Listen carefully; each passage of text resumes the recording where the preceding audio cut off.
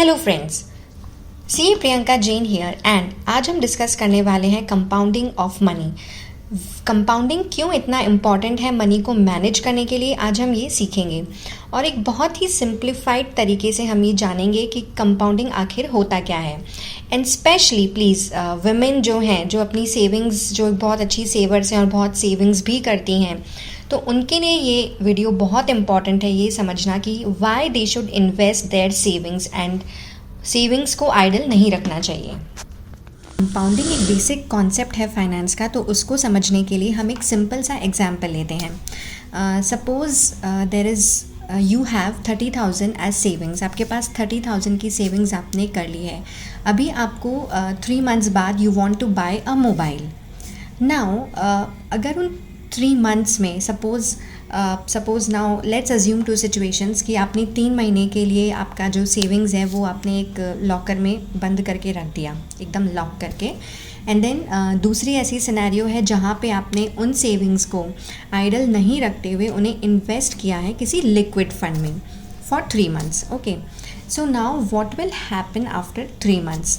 Now after 3 months एक scenario में जहाँ आपने सिर्फ लॉकर में रख रखा है उससे आप सिर्फ मोबाइल ख़रीद सकते हैं, लेकिन अगर आपने यह इन्वेस्ट किया होता तो आपको मोबाइल के साथ you would have got a Bluetooth headphones also. Now suppose अगर आपने इसे 3 महीने के लिए और इन्वेस्ट कर दिया होता और आपने स्पेंड नहीं किया होता तो फिर आपको you can buy a mobile, a bluetooth headphone and a smart fitness band. So that is compounding कि अगर आपने मनी को इन्वेस्ट किया तो you are getting interest on it, और उस इंटरेस्ट से you can buy more, not even buy more, you can grow your money like you can grow your assets, you can build your assets। जैसे जैसे आपका money grow होता है वैसे वैसे आपके एसेट्स बनते हैं। तो ये हमारा एक सिंपल सा एग्जाम्पल था जिसमें एक छोटी सी सेविंग्स में हम जहाँ एक ही प्रोडक्ट ख़रीदना चाहते थे, but because of our investment हमें एक नहीं बल्कि हमने 3 चीज़ों को ख़रीदा just after a short duration of time. So ये कंपाउंडिंग अगर आपने सीख ली तो अगर ये आप अपनी लाइफ में भी अप्लाई करते हैं, if you apply it in your lives and manage your money like this and invest it accordingly, तो आपके भी एसेट्स इतने ही ऐसे ही बढ़ सकते हैं और अपना एक स्ट्रॉन्ग एसेट बेस आप खड़ा कर सकते हैं। नाउ इसमें एक और चीज़ है, जैसे टाइम ऑफ कंपाउंडिंग। नाउ जितना आपका ड्यूरेशन बड़ा होगा, आप जितने ड्यूरेशन ज़्यादा तक मनी को इन्वेस्टेड रखेंगे तो you will have more money and more money in your hands in at the time of maturity. लेकिन अगर वो शॉर्ट टर्म रहेगा, अगर शॉर्ट पीरियड के लिए है तो the money will be less. ये हम आगे और समझेंगे, but still if you want to enjoy the benefits of compounding always have a long term horizon. हमेशा अपना हराइजन आप थोड़ा लंबा ड्यूरेशन का रखिए। सो कंपाउंडिंग तो हम समझ ही गए हैं हमारे सिंपल से एग्जाम्पल से। सो कंपाउंडिंग एक ऐसा अरेंजमेंट है जहाँ पे मनी अगर इन्वेस्ट किया जाता है एक पर्टिकुलर पीरियड ऑफ टाइम के लिए, तो इंटरेस्ट जनरेट होने के साथ साथ वो प्रिंसिपल में भी ऐड होता जाता है और हमें इंटरेस्ट पे भी इंटरेस्ट मिलता जाता है इन सिंपलर टर्म्स। सो हम हमारे ओरिजिनल अमाउंट पे ही अर्न नहीं करते, हम हमारे इंटरेस्ट पे भी अर्न करते रहते हैं। सो this is about compounding. Now magic of compounding को समझने के लिए हम एक और एग्जांपल लेते हैं जहां हमारे पास 1 रुपी है और हम अज्यूम करते हैं कि ये 1 रुपी हमारा एवरी डे डबल हो रहा है। सो अगर हम इसमें 30 डेज़ तक का इफ़ेक्ट देखेंगे कंपाउंडिंग का, तो देखिए हमारी एक्सेल शीट में ये कैसे मनी कहाँ से कहाँ तक जा रहा है। सो लेट्स अज्यूम कि हमारे पास 1 रुपी है, 0 एट इनिशियल पीरियड, फिर वो फर्स्ट डे में इंक्रीज़ हो गया 2 रुपीज़, डबल हो रहा है। देन सेकेंड डे में वो इंक्रीज़ हो गया 4 रुपीज़। सो ऐसे ऐसे डबल हो रहा है 8, 16, 32। सो अभी आप देखिए कि ये 15th डे पे 1 रुपया बढ़ के 16,000 से भी ऊपर जा चुका है and in the 20th day ये जा चुका है हमारा 5 लाख से भी ज़्यादा। सो कंपाउंडिंग का इतना स्ट्रॉन्ग पावर है कि इतना स्ट्रांगली मनी कंपाउंड होता है, ये आप देख सकते हैं। Now even when you scroll down further तो आप देखेंगे कि 29th डे पे इस 1 रुपये की वैल्यू कंपाउंडिंग के बाद हो चुकी है 53 करोड़ तक, and on the last day, on the 30th day, it is 107 crore. So this is the magic of compounding. ये कंपाउंडिंग का पावर है कि कैसे मनी कंपाउंडिंग से बढ़ता है, और जिसने कंपाउंडिंग समझ लिया उसके लिए money management and investment is very easy. Now ये एग्जाम्पल सिर्फ कंपाउंडिंग को समझने के लिए था, और ये समझने के बाद हम कह सकते हैं कि जो वॉरेन बुफे ने कहा है कि कंपाउंडिंग एक 8th वंडर है, तो हम समझ सकते हैं कि क्यों कंपाउंडिंग एक 8th वंडर है. This is only an imaginary example, क्योंकि कोई भी इन्वेस्टमेंट 100% से कभी ग्रो होता नहीं है. लेकिन we can assume decent rates of interest like 15%, 20%, और वो हम आगे के वीडियो में देखते हैं.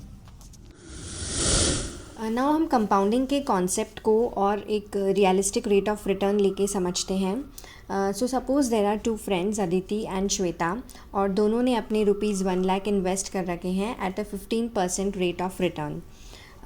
बट हम अज्यूम कर रहे हैं कि since Shweta doesn't understands the concept of compounding, so वो अपना इंटरेस्ट एवरी ईयर विदड्रॉ कर रही है, and she is more indulged in short term pleasures. तो वो अपने इंटरेस्ट हर साल विदड्रॉ कर रही है, लेकिन वहीं अदिति अपने इंटरेस्ट को री इन्वेस्ट कर रही है.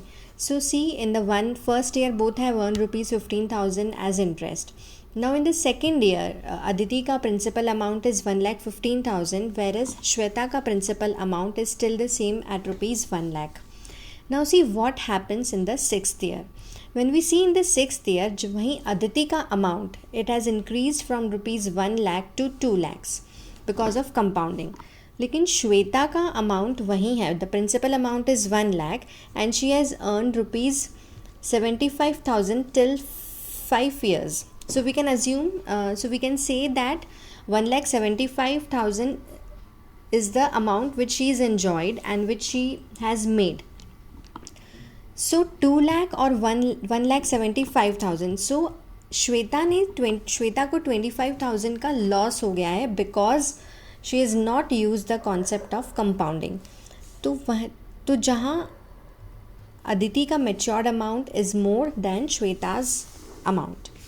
ना वहीं अगर अदिति इसको 6th ईयर में भी नहीं निकालती है एंड शी कंटिन्यूज़ इट, तो हम देखते हैं कि 10th ईयर में अदिति का amount is 3,50,000. It's more than ₹3,50,000, whereas Aditi का again it's same at 1 lakh, और उसने इंटरेस्ट अर्न कर लिया है 9 years तक. तो 15,000 into 9 विच इज़ 1,35,000. तो उसके पास टोटल जो उसने अमाउंट आया है उसके पास it is 2,35,000.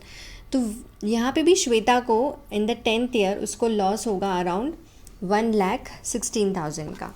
So this is an example showing the benefits of compounding ki how can you grow your money with compounding, whereas if you are not using the concept of compounding, your money has not increased much and you are spending it more.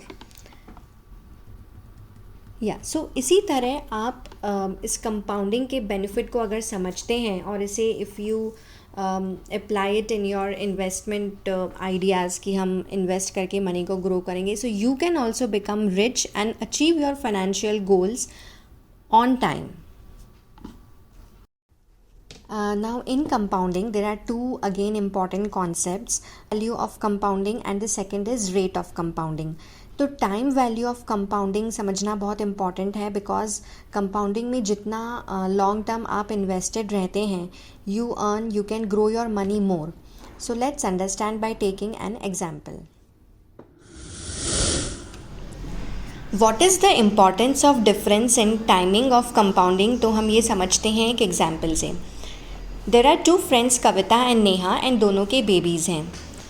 Now Kavita has decided कि वो first birthday पे 50,000 invest करेगी, जबकि Neha has decided कि वो 5th birthday पे invest करेगी ₹50,000. Now see what is the difference in the timing of investment, how compounding plays here. So जब कविता का सन 10 ईयर्स ओल्ड होता है तो कविता का कॉर्पस 50,000 से बढ़ के 1,39,000 है। वहीं नेहा का corpus has increased from 50,000 to 79,000। सो ये जो डिफरेंस है 60,000 का, that is because Neha has started later और उसका मनी का कंपाउंडिंग कम है। It has happened only for 5 years, जबकि कविता का कंपाउंडिंग हो रहा है since last 10 years. So this is the difference in the timing of compounding. जितना आप लॉन्गर टर्म तक इन्वेस्टमेंट करते रहेंगे या जितना ज़्यादा जल्दी आप इन्वेस्टमेंट स्टार्ट करेंगे तो your corpus will be bigger. The same case happens in withdrawals. No suppose अगर कविता ने 10th ईयर पे if she had withdrawn the amount तो शी वुड हैव गॉट ₹1,39,000। लेकिन अगर वो इन्वेस्टेड रहती है, she doesn't needs any funds right now, अगर वो और 10 ईयर्स इन्वेस्ट कर सकती है तो 20th ईयर में उसका कॉर्पस 50,000 से ग्रो हो चुका है टू 4,30,000।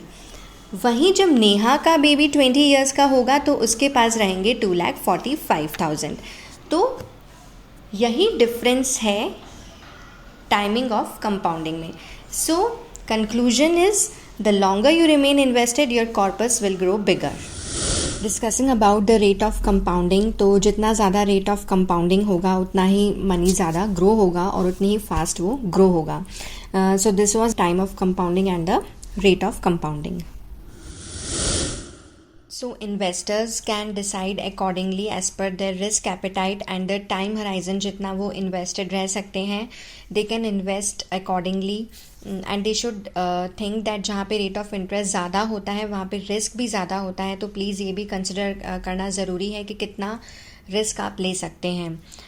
बट जितना आपका लॉन्गर टर्म हराइजन रहेगा, जितना आप long term invest, compounding will also be larger for you and it will bring suitable rewards for you.